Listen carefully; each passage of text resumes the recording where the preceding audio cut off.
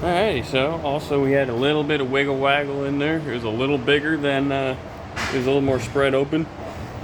So we went ahead and checked it, made sure that look at that. That's how you want your door frame to look, especially on a double door. But there we go, and then we're ready to infill the framing up there. By the way, let me change out my tip here real quick. Back to this one, the one that I used. They do make a magnet for this. Somebody stole it a couple days ago, but they do make a little magnet that slips on these, so that you can have a magnet to help hold the screws on these. Well, you see there, did that.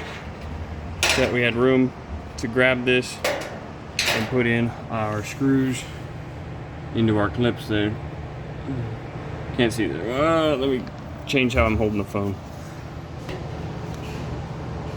There's the other one. Ta-da! Same thing up here. Another notch. Here we go. Nice and solid. Well, it ain't solid yet. It will be once we fill it in with framing and sheetrock. But she's screwed in solid to the first of the king studs there. So let's get the other ones cut and put in.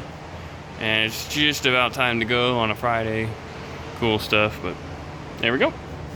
That is how you deal with tight situations like this, where you still got a little bit of room left to play with. It's not much, but a little. Now, if it was, say, another inch closer, that's when I would put track on here. I'd put a deep leg track, because it would just barely catch this, and then we'd do the screws like I did on that other double door. With the regular track here, we're doing, this is when you got a little bit of space. This is reasonable, and it allows you to attach to a column, brick wall, whatever, something that's not so easily dealt with, easily fastened to. Because if it was a drywall wall, I could come in with a long shaft at an angle and toenail it like that, but in this case it's concrete, doesn't work, so you want to fasten it beforehand. But there you go.